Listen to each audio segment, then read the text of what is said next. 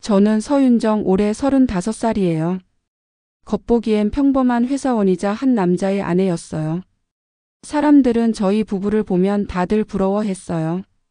둘이 참 잘 어울린다. 남편이 너무 젠틀하다 같은 말이 하루가 멀다 하고 들려왔죠. 사실 저도 그 말을 들을 때마다 흐뭇했어요. 남편 정준호는 말수가 적지만 예의 바르고 늘 차분했거든요. 결혼하고 처음 몇 년은 적어도 겉보기엔 행복했어요. 그런데 지금 돌아보면 그건 겉껍질 뿐이었어요. 저는 그의 진짜 얼굴을 전혀 몰랐어요. 아니, 정확히 말하면 그는 두 개의 얼굴을 가지고 있었어요. 그리고 저는 그 두 얼굴 사이에서 미쳐버릴 뻔했어요. 그날은 금요일 밤이었어요. 저는 야근을 마치고 집에 들어왔는데 현관부터 이상했어요. 남편의 구두가 제 신발장 쪽에 가지런히 놓여 있었는데 옆에 제가 오래전에 잃어버렸던 분홍 슬리퍼 한 짝이 있더라고요. 너무 낡고 해져서 어디 처박아뒀던 건데 대체 왜 거기에 있었는지 이해가 안 됐어요. 거실은 불이 꺼져 있었고 집 안은 유난히 고요했어요. 그런데 부엌 쪽에서 아주 미세한 빛이 새어나오고 있었어요. 가까이 다가가니 부엌등은 꺼져 있었고 대신 작은 스탠드 조명만 켜져 있었어요. 그리고 그 조명 아래에 준호가 앉아 있었어요. 저는 순간 심장이 멎는 줄 알았어요. 그는 분홍빛 실크 원피스를 입고 있었고 제 화장대에서 본 것 같은 진한 레드 립스틱을 바르고 있었어요. 그리고 눈두덩에는 반짝이는 아이섀도까지요. 저는 무릎이 풀려서 문틀에 기대 서 있었어요. 준호야? 제가 그렇게 부르자 그는 천천히 고개를 들었어요. 그의 눈에는 눈물이 고여 있었고 그 표정은 정말 낯설었어요. 제가 아는 남편이 아니라 전혀 다른 누군가였어요. 그는 떨리는 목소리로 말했어요. 미안해요. 이 모습 들키고 싶지 않았어요. 그 말이 제 귀에 박히는 순간 세상이 무너지는 소리가 들렸어요. 머릿속이 하얘졌어요. 이해할 수도 외면할 수도 없는 광경이었어요. 가슴이 미친 듯이 두근거렸고 손끝이 얼음장처럼 차가워졌어요. 그는 원피스 자락을 꼭 움켜쥔 채 눈을 감았어요. 이게 진짜 나예요. 저는 숨조차 쉴 수 없었어요. 말을 하려고 입을 열었는데 목구멍이 막힌 것처럼 소리가 안 나왔어요. 눈앞에 있는 남자가 제 남편이라는 사실이 너무 비현실적이었어요. 마치 평생 같이 살던 사람이 갑자기 전혀 모르는 낯선 사람으로 바뀐 것 같았어요. 그는 제 반응을 기다리는 듯 했지만 저는 아무 말도 못했어요. 결국 그는 한숨을 내쉬며 자리에서 일어나 조용히 방으로 들어갔어요. 남겨진 건 립스틱 자국이 남은 머그컵 하나였어요. 그 작은 컵을 보는 순간 이상하게 눈물이 났어요. 이유도 없이 눈물이 막 쏟아졌어요. 그날 이후 저는 매일 지옥을 살았어요. 그를 바라볼 때마다 머릿속에 그 분홍 원피스 차림이 떠올랐어요. 회사에 가서도 그 장면이 계속 맴돌았어요.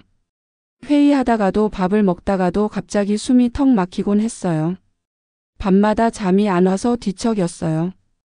결혼 후 처음으로 같이 자는 게 무서웠어요. 그런데 더 소름 끼친 건 낮에 준호는 너무 정상이라는 거였어요. 늘 하던 대로 말하고 밥 먹고 TV 보고 제게 스킨십도 했어요. 정말 아무 일도 없었던 것처럼요. 그 모습이 오히려 저를 미치게 만들었어요. 혹시 내가 꿈을 꾼 걸까? 내가 이상한 걸까? 스스로를 의심하기 시작했어요. 하지만 며칠 뒤 그건 꿈이 아니라는 걸 확실히 알게 됐어요. 그날은 토요일이었어요. 준호가 낮잠을 자는 사이 저는 우연히 서재 서랍에서 작은 메모장을 발견했어요. 그 표지엔 귀여운 꽃무늬가 그려져 있었고 구석엔 하나라고 적혀 있었어요. 그 글씨는 너무나 여성스러웠어요. 작고 동그랗고 끝에 하트까지 붙어 있었어요. 그리고 그 안엔 이런 문장들이 적혀 있었어요. 오늘 윤정이가 웃었어. 그 웃음 하나만으로 하루를 견딜 수 있었어. 준호는 나를 싫어해. 하지만 나는 준호를 지켜줄 거야. 윤정이랑 같이 시장 가보고 싶다. 나답게 걷고 싶다. 순간 손끝이 얼어붙는 것 같았어요. 심장이 식은 돌처럼 굳었어요. 윤정이 그게 저였어요. 남편의 안에 저를 몰래 바라보는 다른 여자 인격이 숨어 있었던 거예요. 저는 손에 쥔 메모장을 던져버렸어요. 그리고 욕실에 달려가 토했어요. 정말 숨이 막혔어요. 세상이 갑자기 기울어져서 바닥에 떨어질 것 같았어요. 제가 사랑했던 남자가 아니 그 안에 또 다른 여자가 살고 있었다니. 그날 밤 저는 그에게 따졌어요. 이게 뭐야? 이 메모 누가 쓴 거야? 그는 한참 침묵하더니 갑자기 무릎을 꿇었어요. 그리고 눈물을 뚝뚝 흘리며 말했어요. 미안해요. 나도 이게 나쁜 건 줄 알았어요. 근데 나도 어쩔 수 없었어요. 하나 그 애가 없으면 나는 숨을 못 쉬어요. 그 말을 듣는데 갑자기 분노가 치밀었어요. 숨을 못 쉰다고? 그럼 나는 뭐였는데? 나는 누구야? 당신 옆에서 평생 같이 살겠다고 약속한 사람은 나였잖아.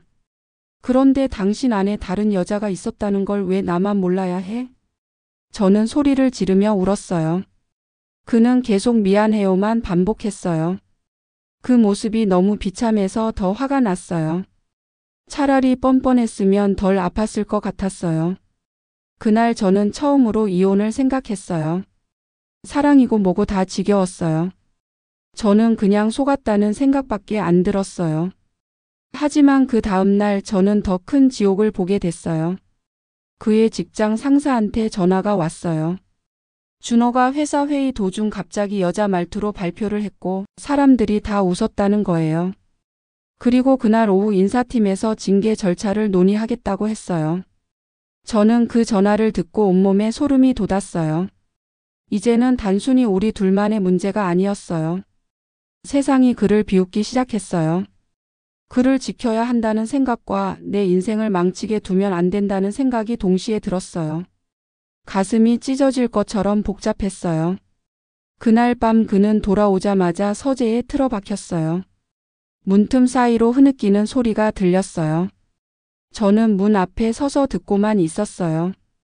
열지 못했어요. 열면 다시는 예전으로 못 돌아갈 것 같았어요. 그렇게 저는 그의 두 얼굴 사이에 갇혀버린 사람이 되었어요. 사람들 앞에서는 평범한 부인인 척 웃었지만 집에 들어오면 지옥이었어요.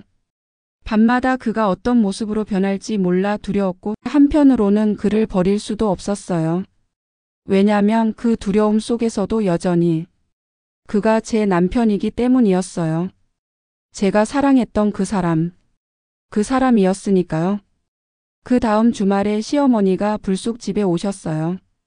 예고도 없이 초인종을 연달아 눌러대길래 놀라서 뛰어나갔더니 문틈으로 이미 강한 화장품 냄새가 밀려 들어오고 있었어요. 제가 문을 열자마자 시어머니는 고개부터 집어넣으며 내부를 훑어봤어요. 눈매가 바늘처럼 날카롭게 반짝였어요. 정준호 있니?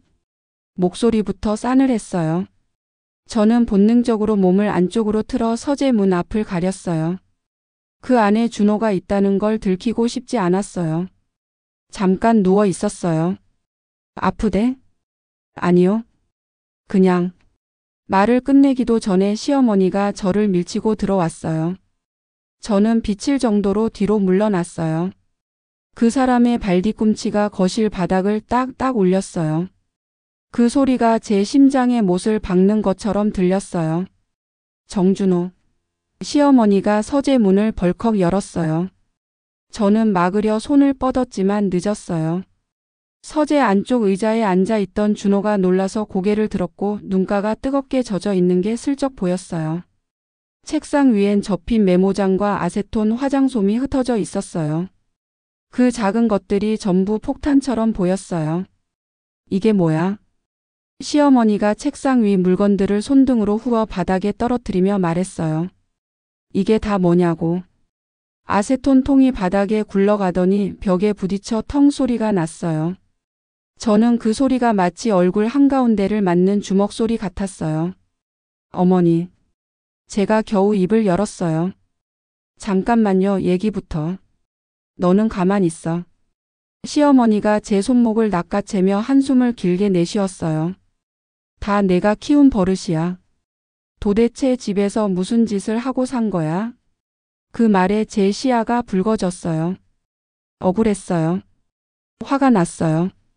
그리고 무엇보다도 모욕적이었어요. 제가 뭘요? 목소리가 떨렸어요. 저도 어제 알았어요. 저도 혼란스러웠어요. 저도. 혼란? 혼란은 무슨 혼란이야?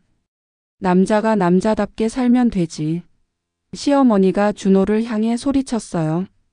왜 엄마 말을 안 듣니 왜? 남자 새끼가. 그 순간 준호가 벌떡 일어나더니 책상 모서리에 손을 짚었어요. 손등에 핏줄이 삐죽 쏟아올랐어요. 엄마 제발. 그의 목소리는 갈라져 있었어요.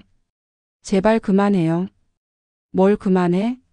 내가 틀린 말 했니? 사람들 다 얼마나 웃겠니? 너 회사에서도 난리라던데. 그만하라고요. 준호가 소리쳤어요. 그 소리에 저는 온몸이 붙들린 듯 굳었어요. 준호가 그렇게 큰 소리로 절박하게 울부짖는 건 처음 봤어요. 그의 두 눈동자가 흔들리다가 뚝 하고 떨어졌어요. 그 눈물 소리가 진짜 들린 것 같았어요. 시어머니는 그 울음에도 한 발짝도 물러서지 않았어요. 오히려 입술을 비웃듯 비틀었어요. 여자 흉내나 내고 립스틱 바르고 치마 입고 그게 너야? 내가 낳은 아들이야? 어머니 그만하세요. 제가 그 사이에 끼어들었어요. 등으로 준호를 감싸듯 서서 제 손바닥으로 시어머니의 시선을 막으려 했어요. 그만 좀 하세요. 제발요. 시어머니가 제 손을 탁 쳐냈어요.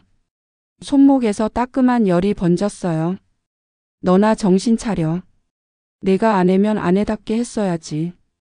이 꼴이 뭔데? 그 말에 제 귓속에서 피가 쏟았어요. 세상이 하얘졌다가 검어진 자리로 말들이 치밀어 올랐어요. 제가 얼마나 버텼는지 알아요? 제가 밤마다 무슨 생각을 했는지 알아요? 저는 남편을 버리고 싶지 않았어요. 근데 말이 목구멍에서 뭉쳐 울음으로 터졌어요. 저는 벽을 붙들고 겨우 숨을 골랐어요. 그 사이 준호가 제 어깨 위로 손을 얹었어요.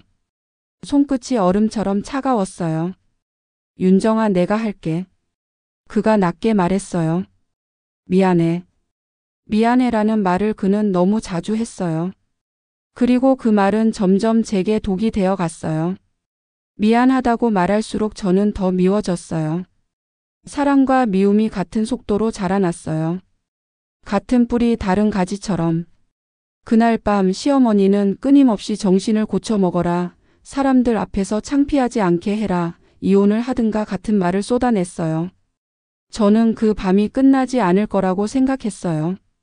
결국 새벽 무렵 시어머니는 현관에서 마지막 말로 제 심장을 찢고 나갔어요. 정준호 엄마는 내가 다시 아들이 되는 날만 기다릴 거야. 문이 닫히자마자 집 안의 공기가 무너져 내렸어요. 저는 다리에 힘이 풀려 거실 바닥에 주저앉았어요. 준호가 조심스럽게 다가와 제 옆에 앉았어요. 그의 숨결이 젖은 종이처럼 가벼웠어요. 미안해요. 또 그 말이었어요. 저는 고개를 돌려 그를 똑바로 봤어요. 제 눈이 잔인해졌다는 걸 저도 느꼈어요. 그만 좀 미안하다고 해. 나도 미안했어. 나도 무서웠어. 나도 당신이 미웠어. 그리고 나도 당신이 불쌍했어. 이 모든 게 내 안에서 전부 동시에 일어났다고 그게 얼마나 고통스러운지 알아? 말하고 나니 목이 타들어갔어요. 혀가 갈라질 것처럼 건조했어요. 저는 부엌으로 걸어가 분무기로 물을 입안에 뿜어 삼켰어요. 그 행위조차 제게는 비웃음 같았어요. 내가 아무리 물을 마셔도 이 갈증은 끝나지 않을 거야 라고 속삭이는 목소리가 귓바퀴를 긁었어요. 그날 새벽 준호는 잠들지 못했어요.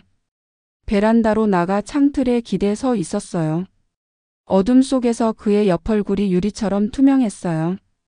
저는 멀리서 그의 등을 보는데 갑자기 심장이 주저앉았어요. 왜냐하면 그 등은 준호의 등만 아니었거든요. 아주 어린 굶주린 외로운 사람의 등이 겹쳐 보였어요. 들어와. 제가 말했어요. 추워. 그가 천천히 고개만 끄덕였어요. 그리고 돌아섰을 때 그 눈빛은 준호 같기도 했고 하나 같기도 했어요. 윤정아. 그가 제 이름을 아주 조심스레 불렀어요. 나 좀 도와줘요. 다음 날 아침 저는 정신과에 다시 연락했어요. 지속적인 상담 그리고 안전 계획이 필요하다고 했어요. 의사는 지지적 환경과 위기시 연락망이 중요하다고 했어요. 그리고 스스로를 다치게 할 위험이 있으니 날카로운 물건과 약물 관리에 신경 쓰라고 했어요. 전화를 끊고 나니 손이 덜덜 떨렸어요. 말로는 쉬웠지만 우리의 집은 이미 칼날 위에 놓인 접시였어요. 조금만 흔들려도 박살이 날 것 같았어요. 그 주 화요일 최악의 일이 터졌어요. 저는 퇴근하고 집에 들어오자마자 이상한 정적을 느꼈어요. 드럼 세탁기가 멈춘 뒤처럼 정막이 눅눅이 깔려 있었어요. 서재문은 반쯤 열려 있었고 문턱에 작은 유리병 하나가 굴러 누워 있었어요. 저는 그걸 보는 순간 피가 거꾸로 솟는 느낌이 들었어요. 수면 유도제. 병 안은 반쯤 비어 있었어요. 준호. 제가 달려가 안으로 들어갔을 때 그는 바닥에 옆으로 누워 있었어요. 팔 근육이 축 늘어져 있었고 입술에 색이 사라져 있었어요. 침대 옆 스탠드가 기이한 각도에서 빛을 뿜고 있었어요. 그 순간 저는 비명도 못 질렀어요. 심장이 제 몸에서 밖으로 튀어나와 바닥을 구르는 것 같았어요. 나중에야 알았지만 저는 그때 울지도 않았어요. 저는 의자에 고인물을 버리듯 단 한 가지 행동만 했어요. 119. 그리고 그의 이름. 정준호 숨 쉬어. 제발 숨 쉬어. 제 목소리가 집안 벽을 튕겨 나갔다가 다시 돌아왔어요. 그 메아리 사이로 아주 희미하게 그의 가슴이 들썩였어요. 저는 그 들썩임에 매달려 살았어요. 구급대원들이 도착하는 동안 몇 분이 몇 년 같았어요. 머릿속에 어제의 시어머니 말, 사람들의 손가락질, 회사의 징계, 립스틱 자국, 메모장 속 하트, 미안해요. 그 모든 조각이 한꺼번에 폭죽처럼 터졌어요. 구급차 안에서 저는 그의 손을 꽉 잡았어요. 손바닥이 축축하게 젖어 있었어요. 저는 그 손을 놓치면 그가 영영 사라져 버릴까봐 저장 버튼을 누르듯 꽉 움켜쥐었어요. 응급실의 흰 빛이 내 눈을 찔렀어요. 의사들이 바쁘게 움직였고 저는 침상 끝에서 죽은 나무처럼 서 있었어요. 잠시 후 의사가 다가와 말했어요. 다행히 시간이 빠릅니다. 위세척하고 경과 보겠습니다. 그 말에 저는 무릎이 꺾였어요. 의자에 앉자마자 숨이 터져 나왔어요. 그때서야 울음이 폭발했어요. 응급실의 소음 속에서도 제 울음이 저를 완전히 잠식하는 게 느껴졌어요. 제가 그날 흘린 눈물은 뼈 안쪽에서 나오는 소금물 같았어요. 쓰디쓰고 뜨겁고 손으로 붙잡을 수 없었어요. 병실로 옮긴 뒤 밤이 깊어지자 준호가 천천히 눈을 떴어요. 머리맡에는 링거가 탁탁 떨어지는 소리만 들렸어요. 그는 한동안 천장을 보다가 제 쪽으로 시선을 아주 조금 돌렸어요. 미안해요. 또 그 말이었어요. 저를 가장 미치게 하던 그 말. 그런데 이상하게도 그날 밤엔 그 말이 칼이 아니었어요. 살아있다는 표시처럼 들렸어요. 왜 그랬어? 저는 속삭였어요. 왜 나한테 말 안 했어? 나한테 화내도 되잖아. 욕해도 되잖아. 도망쳐도 되잖아. 왜 이렇게까지? 그가 눈을 감았다 떴어요. 목소리가 모래 위를 걷는 것처럼 거칠었어요. 아무데도 못 가겠더라고요. 내가 나를 싫어하는 소리를 평생 들었어요. 근데 제일 큰 소리는 결국 제 안에서 나왔어요. 내가 나를 죽일 것 같았어요. 그 말을 들었을 때 내장 기관들이 자리를 바꿔 앉는 것처럼 어지러웠어요. 미움과 연민이 동시에 저를 찔렀어요. 그리고 갑자기 그가 저를 향해 무척 천천히 그러나 분명히 꺼낸 문장 하나가 공기 중에 멈췄어요. 근데 당신이 들어와 추워라고 했을 때 살고 싶었어요. 그 문장을 듣고 저는 오래오래 울었어요. 그때의 제 울음은 어떤 결심을 씻어내는 물 같았어요. 더럽고 어두운 구석을 흘려보내는 강물. 병실 커튼 틈으로 새벽빛이 무너져 내렸고 그 빛 속에서 저는 매우 낡은 진실 하나를 보았어요. 사랑은 때로 사람을 구해요. 하지만 사랑은 때로 사람을 망가뜨리기도 하더라고요. 그래서 그 두 가지를 동시에 끌어안고 사는 일이 얼마나 잔인하고 얼마나 위대한지 그날 알았어요. 퇴원하고 집으로 돌아온 날 복도에서 이웃과 마주쳤어요. 젊은 여자분이었는데 제 눈을 쓱 후더니 작은 소리로 친구에게 속삭였어요. 저 집 남편 그 집 맞지? 뉴스에 돌던 그 영상. 회의하다가 여자 말투로 떠들었다며. 무섭다 진짜. 그 말이 제 등을 찔렀어요. 저는 어깨를 곧게 펴고 고개를 들었어요. 그 사람들의 눈을 똑바로 보며 아주 천천히 말했어요. 남편이 아픈 거예요. 아픈 사람을 무서워한다고 말하는 건 당신이 무서운 거예요. 그 둘은 당황해서 발을 옮겼어요. 저는 제 발뒤꿈치가 복도 타일 위에서 유난히 또렷하게 소리를 내는 걸 들었어요. 그 소리로 제 심장을 붙들었어요. 괜찮아 윤정. 너 할 수 있어. 스스로에게 그렇게 말했어요. 그날 밤 나는 큰 쓰레기 봉투를 꺼냈어요. 집안의 날카로운 것들, 우리를 찌를 수 있는 모든 것들을 하나하나 넣었어요. 깡통 따개 깨진 컵, 오래된 칼, 부러진 유리 프레임. 그리고 욕실 서랍에서 나온 작은 유리병들.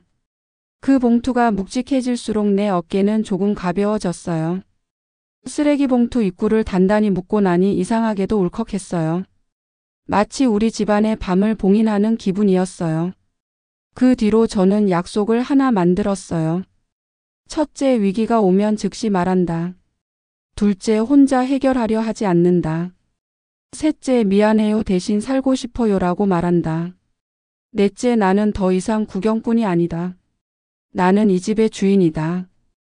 다음 날 상담실에서 의사는 통합치료와 안전계획을 같이 짰어요. 그리고 아주 조심스럽게 제게도 숙제를 줬어요. 서윤정 씨, 남편분의 하나를 만날 준비를 같이 해보면 좋겠어요. 별도의 존재로서요. 그 말에 제 속눈썹이 순간 파르르 떨렸어요. 두려웠어요. 동시에 희한하게 기대도 됐어요. 제가 그 존재를 직접 만나면 제 미움과 연민도 자리를 찾을 것 같았어요. 며칠 뒤 저녁 집에서 조용히 음악을 틀고 앉아 있는데 준호가 제 앞에 와서 무릎을 꿇었어요. 그리고 아주 낮고 부드러운 목소리로 말했어요. 윤정 씨. 그 호흡, 그 발음, 그 눈빛. 저는 단번에 알았어요. 하나 맞지요. 그가 고개를 끄덕였어요. 입술이 아주 얇게 떨렸어요. 처음 인사드려요. 제가 오래전부터 당신을 많이 좋아했어요. 그 말이 칼날처럼 들어왔지만 이상하게 다치지 않았어요. 피가 나지 않았어요. 오히려 소금물에서 난초가 고개를 드는 것처럼 가슴 안쪽에서 아주 조용한 생기가 피어났어요. 왜 나를 좋아했어? 제가 물었어요. 숨 쉬는 법을 알려줘서요. 하나가 대답했어요. 준호가 숨을 못 쉴 때 당신이 웃는 걸 생각하면 견딜 수 있었어요. 당신이 문득 내 이름을 속으로 불러준 것 같은 날은 하루를 버티기가 조금 쉬웠어요. 내가 속으로 불렀다고? 네, 아주 작게. 밤마다. 그 말을 듣는데 등골이 찌릿했어요. 정말로 그랬던 것 같았어요. 그날 부엌의 정수기 불빛 아래에서, 그날 베란다에서, 그날 병실에서 나는 분명히 하나라는 이름을 마음속으로 불렀어요. 저는 그 사실을 입술로 확인했어요. 그래요. 나도 내 이름을 불렀어요. 하나의 눈동자가 젖었어요. 그 젖음이 공기를 적시는 소리가 들리는 것 같았어요. 그날부터 우리의 집은 조금씩 다른 리듬을 가지기 시작했어요. 아침엔 준호가, 해질녘엔 하나가, 밤이면 다시 준호가 그런 식으로 하루를 서로 이어서 들고 다니는 느낌이었어요. 마치 두 사람이 번갈아 횃불을 들고 같은 어둠을 지나가는 것처럼요. 처음엔 어지러웠어요. 걸음이 맞지 않아 부딪히는 날도 있었어요. 하지만 몇 번 넘어지고 나니 제 발이 그 리듬을 외우기 시작했어요. 문제는 세상이었어요. 회사에서 공식 해고 통보가 왔어요. 사유는 여전히 조직 문화 부적합이었어요. 그 서류를 받아들고 서명하던 준호의 손이 아주 미세하게 떨리고 있었어요. 담당자는 눈을 마주치지 않았어요. 저는 그 사람에게 조용히 말했어요. 당신들은 언젠가 누군가에게 같은 방식으로 버림받을 거예요. 그때 오늘을 기억하세요. 담당자의 눈썹이 잠깐 꿈틀했어요. 저는 그 순간 제 목소리가 얼마나 차갑고 단단했는지 알았어요. 내 안에 얼음이 칼이 되어 밖으로 나가는 느낌이었어요. 돈 문제가 현실로 다가왔어요. 대출 상환일 관리비 고지서 병원비 내역이 우편함을 바닷물처럼 채웠어요. 저는 퇴근 후 편의점 야간 아르바이트를 시작했어요. 바코드 스캐너의 삑 소리가 새벽마다 제 눈을 깨웠어요. 피곤했어요. 무릎이 쑤셨어요. 그런데 이상하게도 포기하고 싶지는 않았어요. 나는 도망치지 않겠다 그렇게 수십 번 다짐했어요. 내가 선택한 사랑이니까. 내가 책임질 삶이니까. 그 즈음 시아버지가 술에 취해 우리 집 앞에서 고함을 질렀어요. 나오라 그래. 남자 새끼가. 이웃들이 문틈으로 얼굴을 빼꼼 내밀었어요. 한밤중에 구경꾼들. 저는 현관문을 열고 나가 아버님의 앞을 가로막았어요. 어르신 여기서 소리 지르시면 경찰 불러요. 내가 감히? 네, 제가 감히요. 제 목소리는 차갑고 또렷하고 낮았어요. 사람들은 낮은 소리를 무서워하더라고요. 시끄러운 소리보다 훨씬. 결국 아버님은 욕설을 내뱉고 돌아섰어요. 그 뒷모습이 갑자기 작아 보였어요. 나는 그 작음을 동정하지 않기로 했어요. 동정은 변명이고 변명은 책임을 흐리게 만들었어요. 나는 지금 내 편을 지켜야 했어요. 그러던 어느 일요일 저는 준호와 하나를 데리고 강변을 걸었어요. 바람이 새었고 갈대가 고개를 흔들었어요. 하나가 벤치 옆에서 두 손으로 커피를 감싸 쥐며 말했어요. 나 언젠가 내 이름으로 아주 조용한 꽃집을 하고 싶어요. 사람들에게 숨 쉬는 향을 팔고 싶어요. 그 말에 제 가슴이 달아올랐어요. 꿈을 이야기하는 사람의 눈은 세상이 뭐라 하든 빛나더라고요.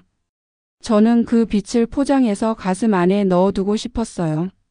하자. 제가 말했어요. 우리가 같이 하자. 정말요? 응. 이름은 숨이 좋겠네. 하나가 웃었어요. 그 웃음은 봄날 처음 피는 개나리 같았어요. 너무 노랗고 환해서 보는 사람이 따라 웃게 만드는 웃음이었어요. 하지만 삶이 그렇게만 흘러주지 않았어요. 시어머니가 병원에서 상담을 받는 우리를 몰래 따라왔고 병원 로비에서 소리쳤어요. 이딴 걸 치료라고 해? 미친 짓이지. 로비에 있던 사람들이 동시에 우리를 봤어요. 저는 머릿속이 새하얘졌어요. 의사가 다가와 진정시키려 했지만 시어머니는 손을 휘둘러 밀쳤어요. 그 장면이 CCTV에 고스란히 찍혔고 며칠 후 동네 커뮤니티에 올라갔어요. 요즘 세상 큰일이네 같은 말들이 주렁주렁 달렸어요. 그 댓글들 중 하나가 특히 독했어요. 아내가 방관자 아니냐? 남편이 저 꼴 되도록 뭘 했나? 그 글을 읽자마자 제 눈앞이 새까매졌어요. 숨이 꺼질 것 같았어요.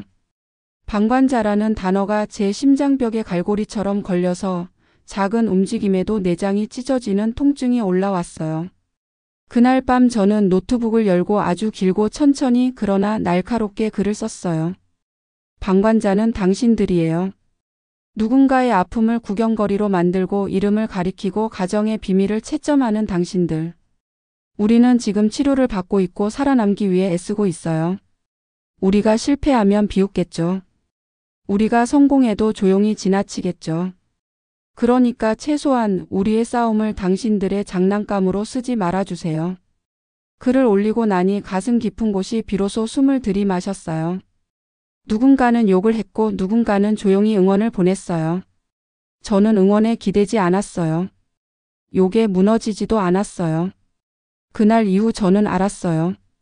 내 싸움은 타인의 평가로 갈라지는 게 아니라고. 내 싸움은 내가 지키겠다고 약속한 사람들의 손을 놓지 않는 일이라고. 어느 밤 하나가 제 무릎을 베고 누워 창밖을 보고 있었어요. 창문엔 살짝 김이 서렸고 바깥 가로등이 노란 원을 2개 포개고 있었어요. 하나가 아주 작은 목소리로 물었어요. 내가 없어지면 당신이 슬플까요? 그 질문이 제 심장을 움켜쥐었어요. 손톱이 비집고 들어가 피를 내는 것처럼 아팠어요. 없어지지 마. 근데 언젠가는 내가 준호 안으로 조용히 가라앉을 수도 있어요. 치료가 그렇게 만들 수도 있어요. 그래도 없어지지 마. 그럼 조용히 옆에 있을게요. 목소리는 작아질지 몰라도 사라지진 않을게요. 그 대화가 끝났을 때 제 눈가가 뜨겁게 젖었어요. 나는 사라짐이라는 단어가 이렇게 잔인한지 처음 알았어요. 어떤 존재는 떠나야 낫고 어떤 존재는 남아야 낫더라고요. 우리는 후자였어요. 남아야 낫는 존재. 봄이 오고 나는 편의점 야간을 그만두고 주말 플리마켓에서 작은 꽃과 드라이 허브 묶음을 팔기 시작했어요. 손재주가 좋은 편이었어요. 하나가 레시피를 만들었고 준호가 계산을 봤어요. 셋이 한 몸처럼 움직였어요. 오늘도 세자 하고 종이에 적어 테이블 위에 올려두었어요. 손님들이 그 문장을 읽고 미소를 지었어요.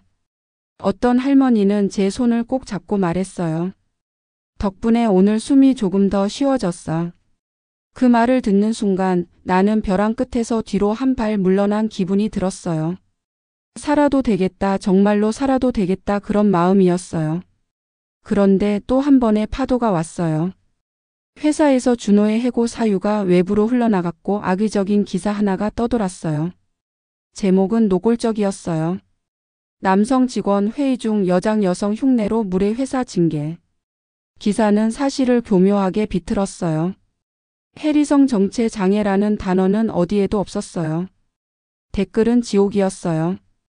저는 그날 밤 컴퓨터를 껐어요. 더 이상 읽지 않기로 했어요. 대신 변호사와 통화했고 보도자료를 준비했어요. 의사소견서, 치료 경과, 회사 내 따돌림 증거. 그리고 무엇보다 우리의 이야기. 며칠 후 지역 방송의 한 코너가 우리를 조용히 인터뷰했어요. 익명 처리였지만 우리의 목소리는 진짜였어요. 진행자는 마지막에 이렇게 물었어요. 당신에게 사랑은 무엇인가요? 저는 오래 고민하지 않았어요. 사랑은 숨이에요. 서로가 서로를 산소처럼 필요로 했어요. 산소는 눈에 보이지 않아도 없으면 죽잖아요. 우리에게 사랑은 그런 거였어요. 그 방송이 나간 뒤 멀리서 편지가 몇 통 왔어요. 자기 아내 하나를 고백하는 사람들이었어요. 어떤 이는 말했어요. 당신이 살아줘서 고마워요. 편지를 읽으며 나는 울었어요. 우리는 혼자가 아니었어요. 그 사실 하나가 우리를 부서진 조각에서 다시 이어 붙여줬어요. 시간이 더 흘러 어느 여름 오후 우리는 작은 가게 계약서를 썼어요. 오래된 1층 상가, 햇빛이 잘 들어오는 남향. 실내는 허물어야 할 벽이 많았어요. 저는 장갑을 끼고 망치를 들었어요. 하나가 벽지를 뜯었어요. 준호가 못을 뽑았어요. 셋이 함께 벽을 무너뜨리자 이상하게도 우리 안의 두려움도 조금씩 무너졌어요. 먼지가 허공에 흩날렸고 빛이 그 사이로 들어왔어요. 그 빛이 새로운 공기를 만들더라고요. 간판을 다는 날 우리는 서로를 바라봤어요. 간판엔 이렇게 적혀 있었어요. 숨 같은 공기를 나누는 꽃집. 나는 눈물이 나서 웃었어요. 하나가 웃으며 제 손을 꽉 잡았어요. 준호도 그 손 위에 손을 얹었어요. 세 겹의 온기가 내 뼈까지 따뜻하게 만들었어요. 오픈 첫날 시어머니가 가게 문턱에 섰어요. 아무 말 없이 꽂혀 있는 라벤더 한 다발을 오래 보더니 아주 낮은 목소리로 말했어요. 라벤더 한 다발만 줘. 저는 조용히 다발을 감아 건넸어요. 시어머니가 계산대를 보고 있다가 한숨을 쉬며 덧붙였어요. 냄새가 조용하구나. 그 말이 그 사람의 사과였어요. 그 사람에게 가능한 최선의 사과. 저는 더 요구하지 않기로 했어요. 어떤 길은 천천히 오는 게 맞더라고요. 시어머니는 라벤더를 품에 안고 돌아섰어요. 그 뒷모습이 이번엔 작아 보이지 않았어요. 그냥 인간의 크기로 보였어요. 가을 가게가 조금씩 자리를 잡았어요. 단골들이 생겼고 동네 아이들이 학교 끝나고 들러 공짜 씨앗 한 봉지를 받아갔어요. 오늘 씨앗을 심으면 내일 숨이 자라요라고 봉지에 찍어줬어요. 아이들이 그 문장을 좋아했어요. 어느 날 아이 하나가 뛰어와 제게 외쳤어요. 선생님, 진짜로 씨앗에서 숨이 났어요. 저는 그 말에 너무 크게 웃어버렸어요. 그래, 맞아. 숨은 자라는 거야. 우리는 자라나는 숨속에 살아야 해. 겨울에 첫눈이 내리던 밤 우리는 가게 불을 일찍 껐어요. 바깥이 온통 흰 숨으로 가득 찼어요. 준호가 제게 작은 상자를 내밀었어요. 포장이 투박했어요.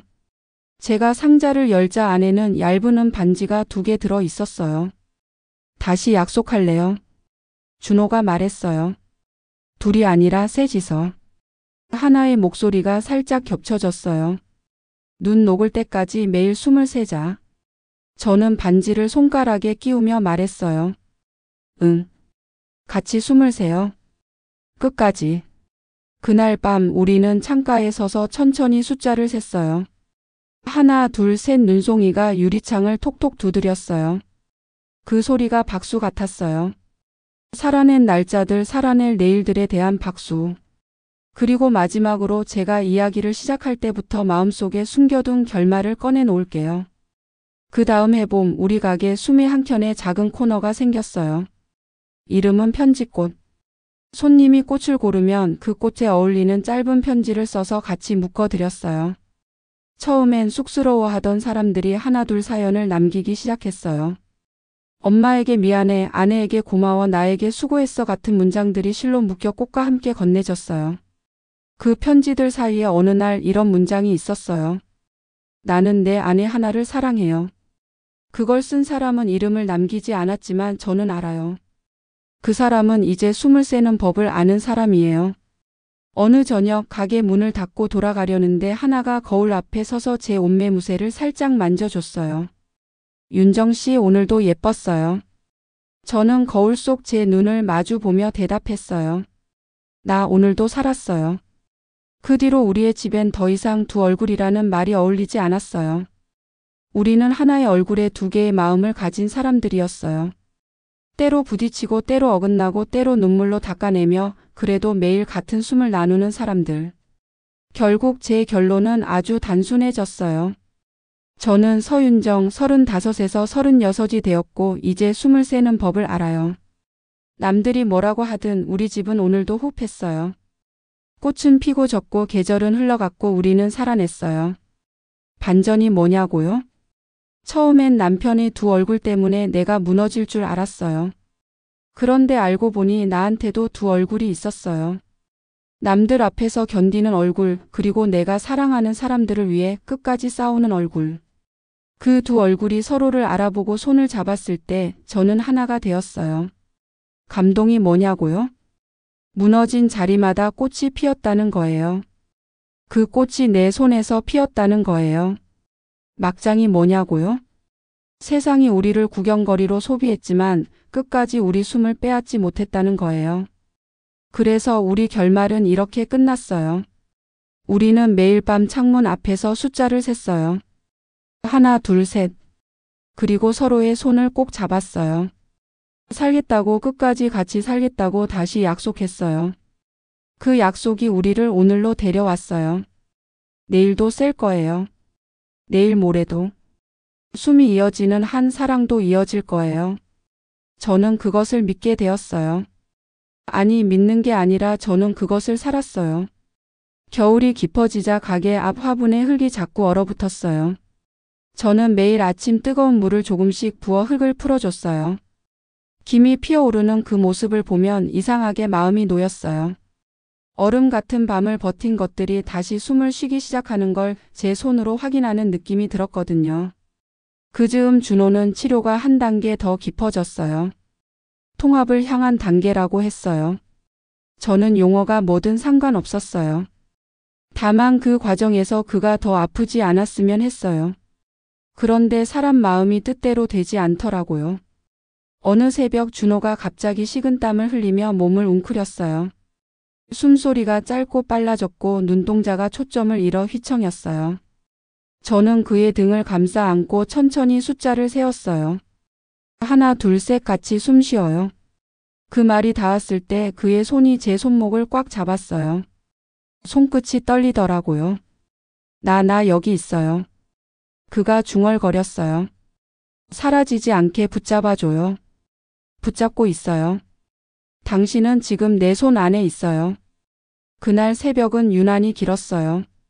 저는 다리가 저려도 팔을 풀지 않았어요. 그가 제 품에서 조금씩 규칙적인 호흡으로 돌아오자 새벽빛이 창을 희끄무레하게 적셨어요. 그 빛이 마치 상처에 붙이는 하얀 거즈 같았어요. 덮고 눌러주고 지혈해 주더라고요. 며칠 후 변호사로부터 연락이 왔어요. 회사와의 분쟁이 공식 조정 단계로 넘어갔다는 소식이었어요. 저는 서류들을 한 장 한 장 넘기며 심장이 바늘방석 위에 앉은 것처럼 아프더라고요. 진술서를 쓰는 내내 손이 떨렸어요. 적어 내려가다 조롱, 따돌림, 불이익 같은 단어 앞에서 펜촉이 멈추곤 했어요. 저는 거기다 제 말을 덧붙였어요. 남편은 괴물이 아니었어요. 당신들의 무지가 괴물이었어요. 서류를 보내고 난 밤 저는 가게 카운터에 엎드려 한참을 울었어요. 울음이 멈추자 배가 고파졌어요. 이상하죠?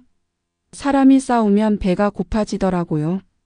저는 컵라면에 뜨거운 물을 붓고 김이 올라오는 걸 가만히 바라봤어요. 그 김 속에서 제 얼굴이 흐려졌다 또렷해졌어요. 저는 스스로에게 말했어요. 윤정아, 넌 방관자가 아니야. 넌 지금 싸우고 있어요. 봄이 오는 소식처럼 작은 기적들이 하나둘 도착했어요. 동네 도서관에서 마음건강 강좌를 열자며 우리 가게에 편지꽃 이야기와 함께 와달라고 했어요. 저는 떨렸어요. 사람들 앞에서 내 이야기를 말하는 일은 아직도 무서웠어요. 그래도 가야겠다고 했어요. 도망치고 싶지 않았어요. 강연날 저는 손에 라벤더 작은 다발을 들고 강의실 앞에 섰어요. 저는 서윤정이었어요. 아니, 저는 서윤정이에요. 제 목소리가 마른 나뭇가지처럼 조금 흔들렸어요. 그래도 뿌리는 튼튼했어요. 저는 천천히 말했어요. 밤마다 숫자를 셌던 이야기, 병실의 흰빛, 편의점 새벽 삑소리, 그리고 가게에 붙여놓은 작은 문장 하나. 우리는 숨을 쉬면서 살았어요. 사람들 얼굴에 파문이 일었어요. 뒤쪽에 앉은 할아버지가 손을 들고 물었어요. 그럼 그 하나라는 분은 지금도 같이 있나요? 순간 가슴이 먹먹해졌어요. 저는 웃었어요. 네, 같이 있어요. 말수가 줄었을 뿐 사라지지 않았어요. 사라지지 않을 거예요. 강연이 끝나고 어떤 중학생 아이가 조용히 다가와 제게 메모를 쥐어줬어요. 저도 밤마다 몰래 이름을 불러요. 용기를 주셔서 고마워요. 그 종이를 접어 가슴 주머니에 넣을 때 심장이 툭 하고 제자리로 더 깊게 들어가는 느낌이 들었어요. 그런데 평화로움은 늘 예고 없이 깨졌어요. 초여름 시어머니가 쓰러졌다는 연락이 왔어요. 급성 심근경색이었어요. 응급실 앞에서 저는 벽을 짚고 서서 숨을 몰아 쉬었어요. 준호는 얼굴이 하얗게 질려 있었어요.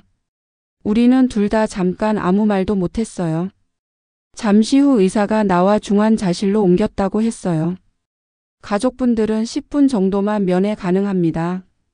우리는 파도처럼 동시에 고개를 끄덕였어요. 중환자실 안은 고요했어요. 기계들이 내는 삐소리가 하얀 벽에 부딪혀 더 차갑게 귀로 들어왔어요. 시어머니는 푸석한 얼굴로 누워 있었어요. 산소 마스크 아래 입술이 잿빛이었어요. 저는 침대 곁에 서서 손을 잡았어요. 손등의 피부가 얇아 작은 핏줄이 다 비치더라고요. 어머니 윤정이에요. 눈가가 아주 약하게 떨렸어요. 저는 속삭였어요. 라벤더 한 다발 더 가져다 드릴게요. 냄새가 조용하다고 하셨잖아요. 그 순간 어머니의 눈꼬리에서 작은 물이 또르르 흘렀어요. 저는 깜짝 놀라 손등으로 그 물을 닦았어요. 면회 시간이 끝나고 나와서 준호가 붉어진 눈으로 저를 봤어요. 고마워요. 저는 고개를 저었어요. 우리 이제 가족이잖아요.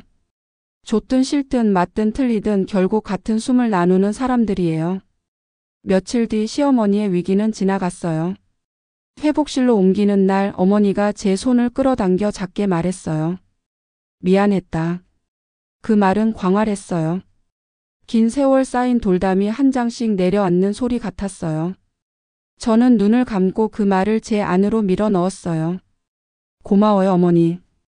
저는 그 말 말고는 아무것도 요구하지 않았어요. 때를 놓치지 않고 찾아온 용서는 더 많은 말을 원하지 않더라고요. 회사와의 분쟁은 길어졌어요. 그러나 결국 우리는 이겼어요. 부당해고 인정, 손해배상 일부, 공식 사과문 게시. 기사를 썼던 매체도 정정 보도를 냈어요. 해리성 정체 장애에 대한 무지에서 비롯된 왜곡 보도였습니다. 그 신문을 손에 쥐었을 때 저는 갑자기 웃음이 터졌어요. 종이 냄새 속에서 오래 묵은 비린내가 사라지는 것 같았어요. 준호는 조용히 이마를 제 어깨에 대었어요. 이겼네요. 우리가 이겼어요. 그날 우리는 멋진 스테이크도 값비싼 와인도 먹지 않았어요. 집에 와서 뜨거운 라면을 끓여 둘이 마주 앉아 후루룩 먹었어요. 김이 코끝을 간지리고 입천장이 좀 데었어요. 바보같이 웃음이 났어요. 행복은 생각보다 소박했어요. 뜨거운 국물과 무릎 닿는 자리와 이겼다는 짧은 말이면 충분했어요. 가게는 더 바빠졌어요. 편집국 코너가 입소문을 탔고 멀리서 일부러 오는 손님들이 생겼어요. 저는 매일 저녁 마감을 하면서 그날의 편지 몇 장을 허락받고 사진으로 남겼어요. 퇴근길이 지옥 같았는데 이 꽃 때문에 버텼어요. 오늘도 살아줘서 고마워. 같은 문장을 읽을 때마다 눈이 뜨거워졌어요. 어느 날 제게 아주 낡은 봉투가 도착했어요. 보낸 사람은 지나간 이름이었어요. 봉투를 열자 얇은 노트 한 권과 짧은 메모가 들어 있었어요. 당신 이야기를 듣고 나도 내 아내 하나에게 편지를 쓰기 시작했어요. 덕분에 밤마다 내가 덜 외워졌어요. 고마워요. 노트에는 날짜를 세며 쓴 짧은 기록들이 가득했어요. 오늘은 목소리가 작았어요. 그래도 사라지지 않았어요. 저는 그 노트를 가게 서가의 가장 높은 칸에 올려두었어요. 손님들이 쉽게 짚지 못하게, 그러나 분명히 보이게. 볼 수는 있지만 허락 없이는 만질 수 없게. 어떤 것들은 그렇게 있어야 하더라고요. 가까이 있고 동시에 거리를 지켜야 지켜지는 것들이 있어요. 여름 끝자락 우리는 작은 연못이 있는 식물원으로 소풍을 갔어요. 하늘이 맑았고 구름이 솜사탕처럼 부서져 있었어요. 하나가 연못가에 무릎을 구부리고 앉아 물수제비를 떴어요. 동그란 물결이 겹겹이 퍼져나가다가 연꽃 잎에 닿아 사뿐히 부서졌어요. 윤정 씨. 하나가 불렀어요. 저는 대답했어요. 응. 나 아마 조금 더 조용해질 거예요.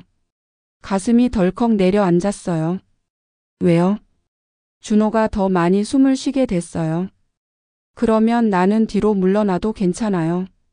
그럼 나한테 약속해요. 네. 조용해져도 손을 놓지는 말아요. 내가 부를 때 아주 작게라도 대답해줘요. 하나가 웃었어요. 연못 위로 바람이 불어 잎들이 반짝였어요. 네. 아주 작게라도 응이라고 말할게요. 그날 집으로 돌아오는 길, 저는 자동차 창문에 이마를 대고 세상을 거꾸로 봤어요. 나무들이 뒤로 달리고 하늘이 흘렀어요. 저는 마음속으로 응이라는 한 글자를 수십 번 되뇌었어요. 작지만 가장 단단한 약속이었어요. 가을이 깊어갈 무렵 제게도 변화가 찾아왔어요. 병원에서 임신 반응을 확인했어요. 검사실 문을 나와 복도 끝까지 걸어가는 동안 제 다리가 낯설게 느껴졌어요. 다리가 내 몸에서 자란 나뭇가지 같았어요. 가지 끝에 아주 작은 새싹이 돋는 느낌이었어요. 집에 돌아와 준호에게 소식을 전했을 때 그는 처음엔 멍한 얼굴로 저를 봤어요. 그러다 갑자기 무릎을 꿇고 제 배에 귀를 갖다 댔어요. 안녕하세요. 저는. 그가 말을 더듬었어요. 저는 웃었어요. 괜찮아요. 천천히 인사해요. 그때였어요. 아주 작은 속삭임이 제 귓가를 스쳤어요. 착각이었을지도 몰라요. 그런데 저는 그 목소리를 알아봤어요. 응. 하나였어요. 저는 눈을 감고 눈물을 흘렸어요. 고맙다고, 살아줘서 고맙다고, 내 안에 작은 숨을 불어넣어줘서 고맙다고 마음속으로 말했어요. 임신 소식은 시어머니에게도 기적이었어요. 어머니는 퇴원 후 손수 뜬 작은 털신을 건네며 말했어요. 이번엔 내가 조용히 배워볼게. 너희 숨 쉬는 법. 그 말이 우리 집안의 공기를 바꿔놓았어요. 고함 지르던 사람의 목소리가 낮아지고 문 닫는 소리가 부드러워지고 밤마다 집 안을 떠돌던 그림자가 희미해졌어요. 겨울 눈이 많이 왔어요. 가게 앞 눈을 치우며 저는 배를 감싸고 천천히 움직였어요. 손님들이 뜨거운 코코아를 가져다 주기도 했어요. 숨의 간판 위에 눈이 소복이 쌓였고 라벤더의 마른 꽃가루가 유리 진열장 안쪽에서 보랏빛 그림자를 만들었어요. 저는 깊이 숨을 들이마시고 내쉬었어요. 내쉴 때마다 유리창에 김이 맺혀 하트 모양으로 번지더라고요. 저는 깨끗한 천으로 그 하트를 살짝 닦았어요. 하트가 지워지면 정말로 남는 게 무엇인지 보고 싶었어요. 남은 건 유리의 투명함이었어요. 그 투명함 속에 우리의 모습이 겹쳐 있었어요. 준호 하나 그리고 나. 그리고 곧 올 누군가. 출산은 생각보다 거칠었어요. 분만실에서 저는 고래처럼 울부짖었어요. 뼈가 벌어지고 살이 갈라지는 느낌이었어요. 하지만 그 모든 고통을 나눠드시는 사람이 있었어요.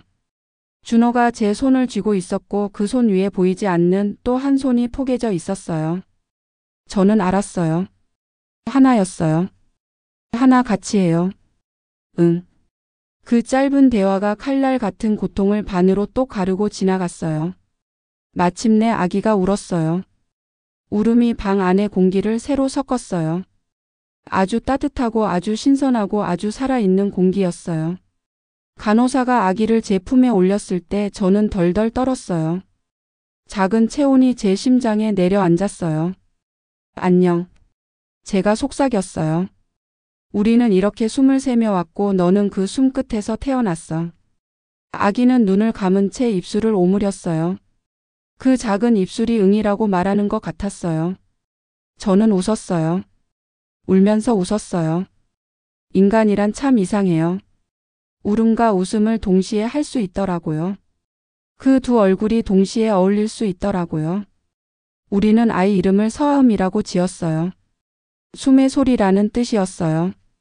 출생신고서를 작성하면서 준호는 한참을 펜을 쥐고 서 있었어요. 이 글자들 너무 예쁘네요. 예뻐요. 제가 대답했어요. 살아있다는 글자네요. 맞아요. 살아있다는 글자. 그날 밤 집으로 돌아와 우리는 침대 머리맡에 작은 쪽지를 붙였어요. 하나 둘 셋 서하음.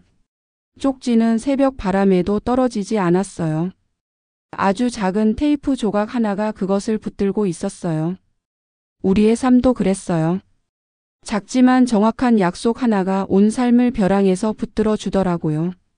시간이 흘렀어요. 아이는 울고 자고 또 울고 가끔 웃었어요. 새벽 수유를 하며 창밖 눈발을 보는 날이 많았어요. 지치고 허리가 곧 부러질 것처럼 아팠어요. 그런데 그 지친 밤들조차 황홀했어요. 아이의 젖 냄새, 미지근한 체온, 젖은 손바닥의 촉감이 제 모든 상처 위에 차례로 앉아 자리를 잡더라고요. 어느 새벽 아이가 제 품에서 잠든 사이 저는 조용히 물었어요. 하나 거기 있어요? 한참 뒤 아주 작은 숨결 같은 대답이 들렸어요. 응.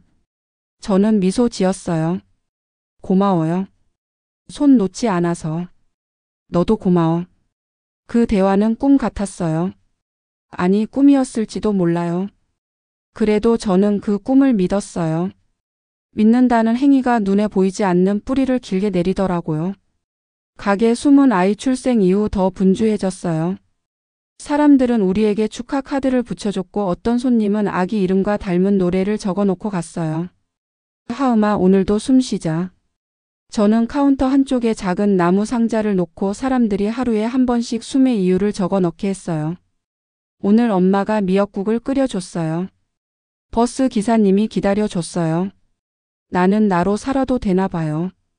같은 문장들이 상자를 채웠어요. 퇴근 후 그 상자를 열어 읽을 때마다 저도 이유를 하나 더 얹었어요. 오늘도 너희가 있어서 숨 쉬었어요. 어느 비 오는 날 오후 낡은 우산을 든 한 남자가 가게 문 안으로 조심스럽게 들어왔어요. 제가 얼굴을 들자 그는 모자를 벗었어요. 오랜만이었어요. 준호의 예전 직장 상사였어요. 저는 순간 몸이 경직됐어요. 그가 카운터 앞에 서서 말했어요. 꽃을 좀 사고 싶습니다. 저는 라넌 큘러스를 몇 송이 골라 묶었어요. 비에 젖은 공기와 꽃 냄새가 섞였어요. 그가 카드를 건네며 낮게 말했어요. 그때 미안했습니다. 그 말이 가게의 모든 소리를 잠깐 멈추게 했어요. 저는 고개를 끄덕였어요. 사과 받아드립니다. 그는 라넌 큘러스를 받아들고 한 박자 쉬었어요. 기사 정정보도 봤습니다. 이제라도 알게 되어 다행입니다. 문이 닫히고 빗소리만 남았을 때 저는 의자에 앉아 한참을 가만히 있었어요. 원망이 서서히 물에 녹는 설탕처럼 사라졌어요. 단맛이 남았어요. 우리는 그 단맛을 급하게 삼키지 않았어요. 천천히 녹여 먹었어요. 봄이 다시 왔어요. 아이는 첫걸음을 떼었고 꽃들은 계절마다 제때 피었어요. 저는 가끔 거울 앞에 서서 제 얼굴을 오래 봤어요. 눈가에 생긴 얕은 주름, 입가에 단단한 선, 목덜미에 작은 점. 나는 두 얼굴이었어요. 저는 거울 속 저에게 말했어요. 남들이 보라고 붙인 얼굴과 내가 지키려고 만든 얼굴. 둘이 싸우다 지치면 하나가 와서 중재했어요. 그게 사랑이었어요. 거울 속 윤정이 웃었어요. 오늘도 살았어요. 네, 오늘도 살았어요. 그리고 끝맺음이 필요하다고 느낀 날이 왔어요. 우리는 가게 한복판에 작은 테이블을 놓고 숨꽃제를 열었어요. 우리를 알고 사랑해준 사람들을 초대했어요. 라벤더, 로즈마리, 베르가못, 라임 잎을 작게 잘라 투명한 병에 나눠 담았어요. 한 병에 한 문장을 넣었어요. 당신의 숨이 나를 살렸어요. 우리는 서로의 이름을 부르며 병을 하나씩 건넸어요.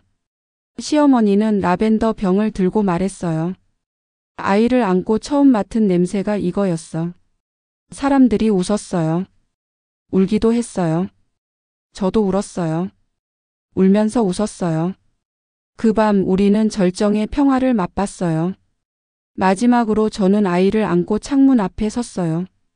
밖에서 바람이 불어 간판줄을 살짝 흔들었어요. 저는 아이의 귀에 속삭였어요. 하음아, 우리 집의 결말은 아주 간단해. 매일 밤 숫자를 세고 매일 아침 다시 시작하는 거야.